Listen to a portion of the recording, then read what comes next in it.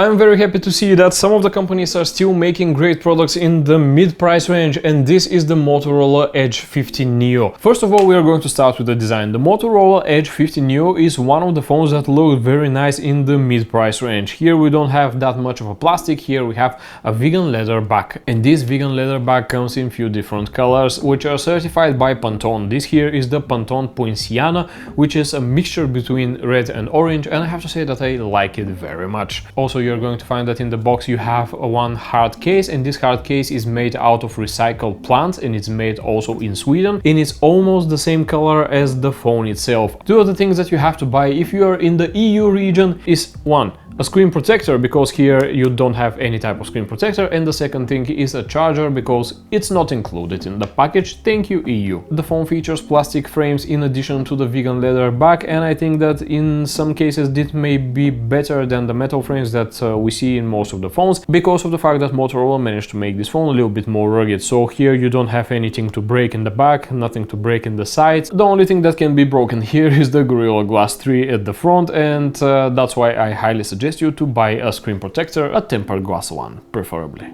As always, at the bottom of the phone you're going to find the USB Type-C port, which here is USB 2.0. Also, you're going to find the SIM tray and one of the two stereo speakers. At the right hand side you have the power button and the volume rockers, which in my opinion are okay, but are positioned a little bit higher than what I'm used to, and I prefer them to be just a little bit lower. And I think that most of the people will be pleased with how good the phone is made. At the phone is the 6.4-inch OLED screen, which features LTPO technology, so in this case it can go from 1 Hz to 120 Hz, and I know that the previous generation went up to 144 Hz, but yeah, this is life, that's what you get. The screen can produce 1 billion colors, so this is a 10-bit panel. The phone is very nice in terms of social media content that you can watch on it, and also YouTube content that you can watch on it. I think that one of the highlights of the screen is the brightness itself, and it goes up to 3000 nits peak, so 3000 nits means that you are not having any issues at all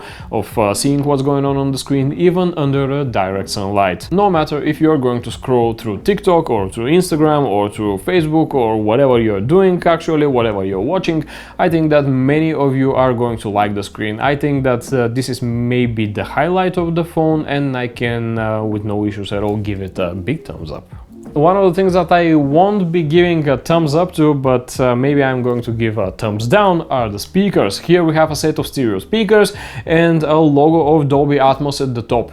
These stereo speakers are just okay. These are not something spectacular. These are not on the level that I expected them to be. The speakers are loud enough, they don't have any distortion at all, but it just lacks in fullness, in richness of the sound. You won't be having any bass here, you won't be having any richness of the sound. I don't think that they are one of the best that you can see in the mid-class. They are just okay, but nothing spectacular. So this is one of the things that can be considered as a con. The performance of the phone is very well handled by the hardware that is included here. We have the Dimensity 7300, which is a 4nm processor. In addition, we have 8GB of LPDDR4X memory and 256GB of UFS 2.2 storage. You can clearly notice that here we don't have the fastest RAM, neither we have the fastest storage, but this is the trade-off for having a phone in the middle class. The Dimensity 7300 is maybe one of the best processors that you can use in terms of performance and in terms of very well handling the temperatures of the phone, because this phone does not get hot at all, even if you are gaming for a longer time. From what I have seen in throttle tests, everything is within the range that I have expected actually, and I am very happy with the results that I get.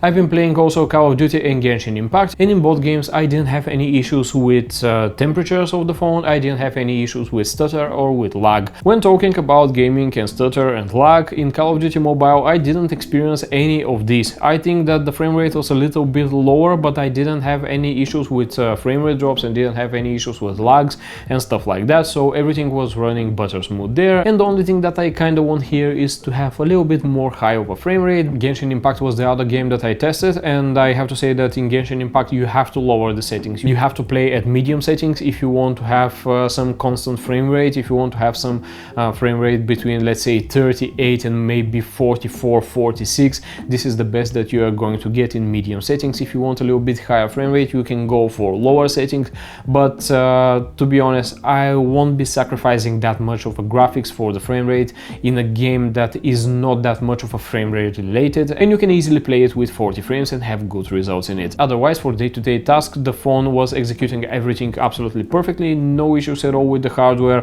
As I told you, I'm very happy with the thermals that we see here with this phone, and I cannot complain about the hardware. This is what I expected from a mid-class phone: to have nice performance, to handle temperatures well, and to not have the fastest storage and to not have the fastest RAM. The camera system is a little bit upgraded compared to the previous generation. Here we have a 50 megapixel main sensor, which is the Sony Lithia 700C. This is a very nice sensor with 1.8 aperture, and it produces images and pictures that are ready to be posted on the social media directly without any editing at all. Also, we have a 13 megapixel ultra-wide sensor and 10 megapixels telephoto sensor, which gives you 3 times optical zoom. The thing here with the images is that the main sensor produces very nicely saturated, very nice vivid images, and when it goes to the AI engine that optimizes the image quality, you have a little bit of a wider dynamic range compared to what you have taken initially as a photo, and I think that most of these images are absolutely ready to go on the social media without any editing at all. I am absolutely sure that if I show you a photo of the Motorola compared to a higher class device,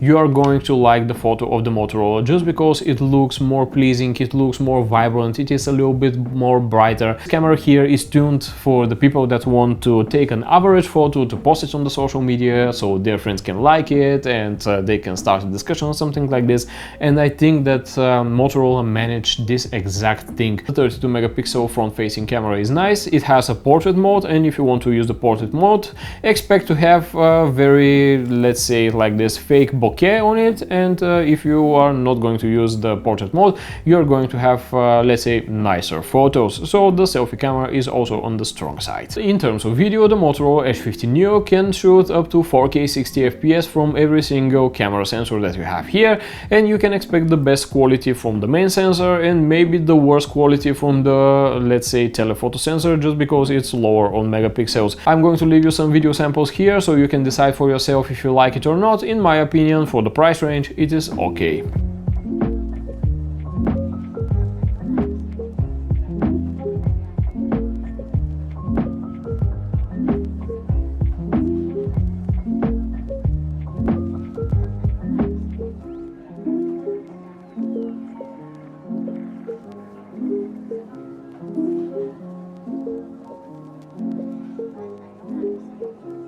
Just out of the box, the phone comes with Android 14 and the Motorola shell. I have to say that the Motorola shell that I have been seeing through the years evolved very nicely, but here I see something that is not on the greater side, and it is the fact that we have bloatware in terms of games. Here we have maybe 6 or 7 games that are pre-installed and I have to uninstall now, and in addition to this you have a full pack of Google apps and also some Motorola apps, which in my opinion are mandatory for people that are just getting into the Motorola world. They want to know their phone a little bit better because, you know, you have some gestures like shaking to activate the flash or rotate your wrist to activate the camera or something like this, and these applications are going to give you, let's say, like a tour through the phone. They're going to make your life easier setting the phone, because here you have many things that you can personalize, from the wallpapers to the icons to the themes to everything that comes in mind. You can personalize it here, and you can personalize it on a very nice level if you're into this kind of shell. If you're not into this kind of shell, go for Nova Launcher. The promise from Motorola is that this phone is going to receive 5 versions of Android, and I really want to see that they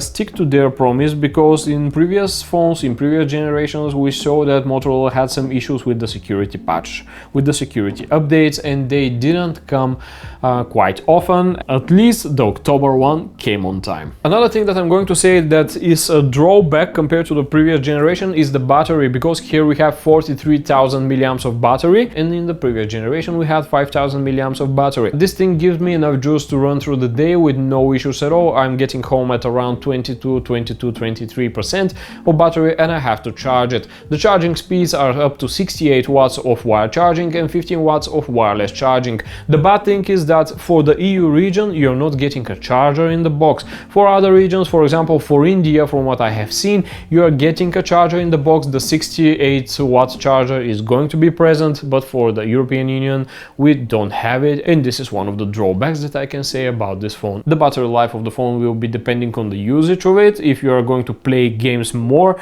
it is going to drain a little bit faster. If you're not going to play games more, it is going to stay a little bit longer. But for my mixed usage, I'm playing Call of Duty from time to time, and also I am spending much time in social media and TikTok especially, and I think that 1 day and a little bit is okay for the capacity that we have here. And in terms of charging speed, I think that it is okay for this price range. Overall, as a conclusion, I can say that the Motorola Edge 15 Neo is one of the best phones that you can buy right now in the mid-class if you want a device that is not only powerful, if you want a device that looks good, if you want to have a nice screen, if you want to have a camera that produces very nice photos that you can upload directly to social media and they look good, you can go for it. But if you're looking for great speakers, this is not for you. If you're looking for great battery life, this is also not for you. And the other drawback that I see here is the a little bit slower RAM and a little bit slower storage that we have compared to some of the devices that we see with UFS 4.0. Can I recommend this phone? Yes, I can recommend this phone. This video is not sponsored by Motorola, this video is not sponsored by anyone, and I'm sharing with you my genuine opinion of it from the time that I have been using it. Thank you for watching this video. I hope you like it, I hope you find it useful. If it is like so, smash the thumbs up button, subscribe to the channel, don't forget to ring the bell icon for upcoming videos, and I'll see you in the next one. Bye.